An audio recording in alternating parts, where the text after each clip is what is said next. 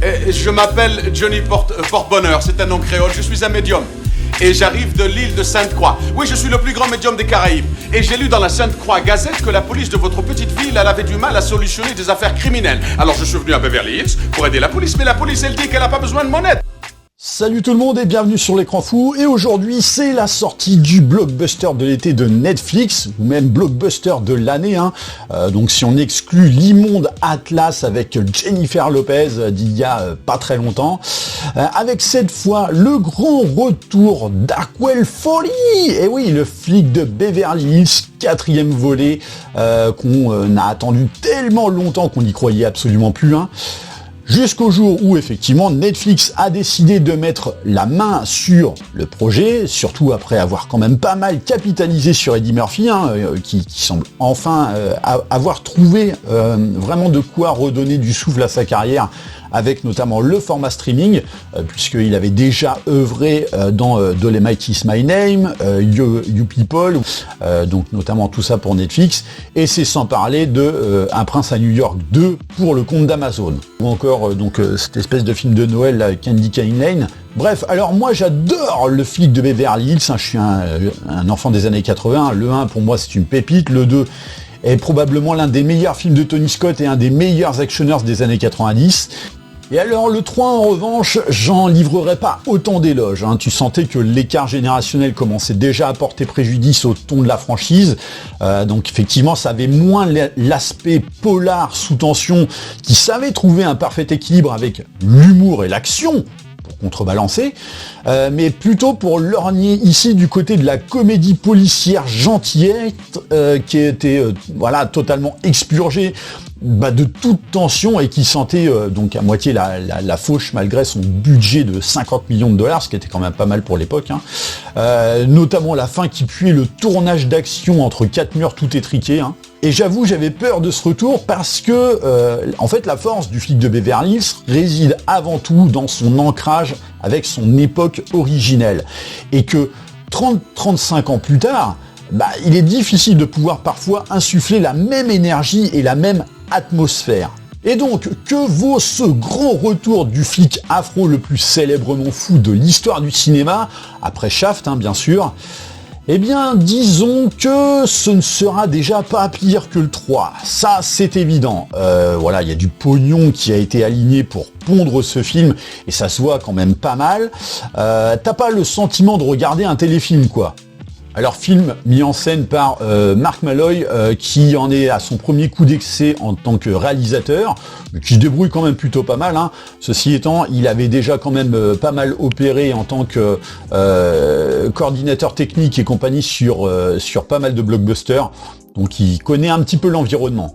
Et donc ici, un film empreint de pas mal de générosité et notamment quelques scènes d'action qui justifient le contexte, parfois même un peu ridicule, mais d'un côté, c'est aussi ça qui faisait l'efficacité de l'action des premiers opus.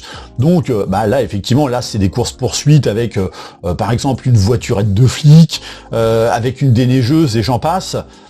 Une qui est quand même plutôt pas mal avec un hélicoptère vraiment donc à ras le sol. C'était plutôt chouette. Donc oui, on est dans l'esprit d'origine, même si, on va pas se le cacher, si autrefois ça avait effectivement du punch, là on est quand même en 2024, et après tout ce qu'on a pu voir en termes d'action, que ce soit au cinéma ou en streaming, là ça fait quand même pas le figure, quoi. Et surtout que ce film est une totale fusion des deux premiers films. Entre les courses-poursuites en camion, la fin dans un grand manoir de Beverly Hills et j'en passe, l'arrivée à Beverly Hills comme si Axel venait d'atterrir sur une autre planète. Donc oui, il repompe allègrement tous les ingrédients qui ont fait le succès de la franchise, jusque dans des caméos qui feront alors certes un petit peu sourire, ça y a pas de problème, mais dont le forcing prête aussi, je dirais, pas mal au ridicule. Mais surtout, même si, alors le héros a toujours été Axel Foley dans cette franchise, le flic de Beverly Hills reste avant tout une franchise de buddy movie. Et donc un genre qui, ici, peine à persister, quoi. Peine à garder ses lettres de noblesse parce que l'efficacité des premiers opus reposait notamment sur la confrontation de la malice de Axel Foley et la naïveté de Taggart et Rosewood. Et ce qui permettait justement d'apporter cet équilibre et cette énergie dans les premiers films.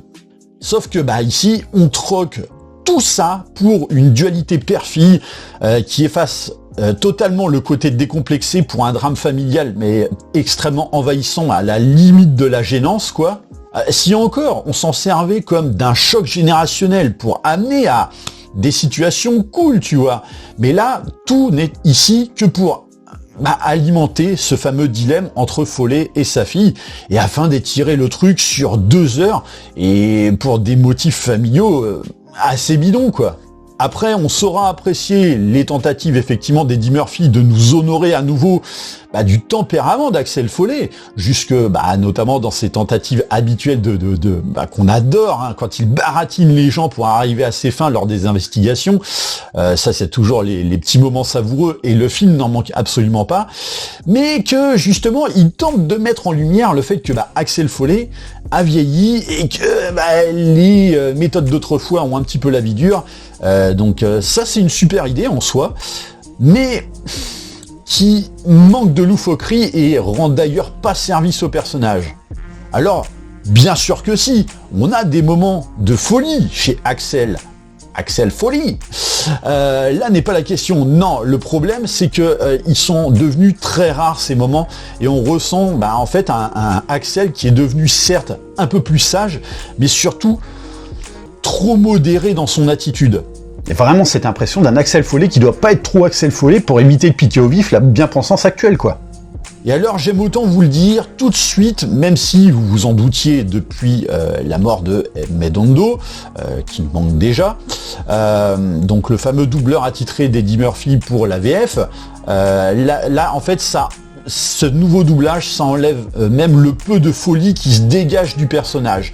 Donc forcément à voir absolument en VO. Mais surtout, comme je le disais, Axel Foley, c'est un personnage fortement ancré dans son époque, avec les clichés propres de la communauté afro, mais qui amusait en son temps, notamment par sa manière subtile d'en user de tous ces clichés. Et ce film, ça me rappelle un peu ce que disaient justement les anciens membres des Inconnus quand ils disaient que que les nombreux sketchs qu'ils avaient fait autrefois, en fait, il y en a beaucoup qui ne pourraient plus faire aujourd'hui parce que ça poserait problème, notamment autour de la communauté noire, alors que pourtant c'était Pascal Légitimus qui singeait lui-même les personnages afro dans leur travail. Et là, tu sens que c'est pareil, quoi. C'est extrêmement sage pour pas froisser, quoi.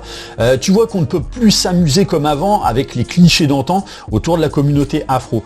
Et donc, forcément, tu perds du cachet, quoi. Alors, dans les problèmes vus de ma fenêtre, donc pour en revenir à la fille d'Axel Foley, il faut se faire l'idée que oui, Taylor Page, qui interprète le personnage, offre peu de place à la compassion, vu que, en fait, elle fait tout pour amener Axel Foley au regret et à la culpabilité, quand justement, tout ce qu'on espère de lui, c'est l'inverse, quoi. C'est au contraire la folie qui a fait la renommée du personnage. Donc non, ça ne rend évidemment pas service, et c'est d'autant plus regrettable que cette fille, elle est le point de départ de l'intrigue. Donc une intrigue sans grande surprise ni rebondissement, qui nous amène évidemment à avoir Kevin Bacon, mais dans le rôle du méchant, donc forcément un méchant, mais très portrait dans l'esprit des personnages méchants de Kevin Bacon, hein, donc vraiment d'une facilité déconcertante. C'est vraiment dommage, quand on sait qu'il a la possibilité quand même de nous offrir d'autres choses. Donc oui, on est loin de la prouesse du 2, qui savait jouer sur le caractère de tension et d'urgence, jusque dans la bande originale. Alors, bande originale qui ici est réutilisée dans la plus grande des paresses, alors que c'est dommage parce que elle ne concorde pas du tout avec le ton du film. Et alors, je passerai sous silence cette fameuse scène d'action, cette course-poursuite, sous sonorité hip-hop de Lil Nas, mais qui est...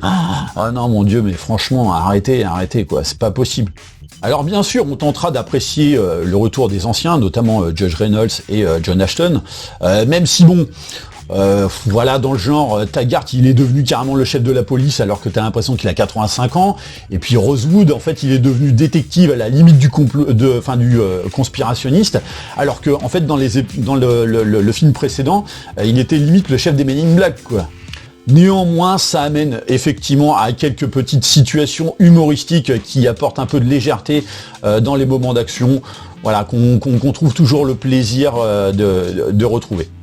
Mais bon, malgré tout, dans le genre tentative de proposer leur retour quand ça fait plus office de caméo forcé, ça se pose là, quoi. Et alors, je ne parlerai pas effectivement du personnage de Joseph Gordon-Levitt, qui est, ouais, totalement dispensable, même si bon, il a une utilité sur un certain pan de l'histoire, mais dont toi tu te fous complètement, quoi.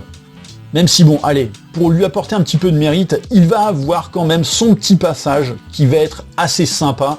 Donc ça va être notamment le passage de l'hélico, je vous en dis pas plus, mais qui va nous permettre de retrouver un petit peu l'esprit buddy movie qu'on recherchait. Bien sûr, tout n'est pas acheté, loin de moi l'idée de dire que c'est un mauvais film, mais juste, ouais, voilà, une pâle copie qui, à mon sens, ne justifie pas plus que ça ce retour, hein. D'ailleurs, pour s'en convaincre, j'ai envie de dire, il suffit juste de se poser la question, voilà, si vous deviez revoir un flic de Beverly Hills après celui-ci, est-ce que vous vous infligeriez une seconde fois cet opus, ou vous préféreriez vous revoir le 1 et le 2 pour la 20e fois ? Bah, je crois que la question est évidemment vite répondue. Voilà. Donc voilà, n'hésitez pas, moi, en tout cas, à me dire dans les commentaires ce que vous avez pensé de ce 4e opus, 35 ans presque après le premier volet. Donc voilà, n'hésitez pas à me dire ce que vous pensez de tout ça. Bien sûr, pensez à liker et partager la vidéo. Pensez à vous abonner à la chaîne de manière à vous tenir informé des prochains contenus. Et comme d'habitude, je vous dis à très bientôt pour une prochaine vidéo. Allez, bye.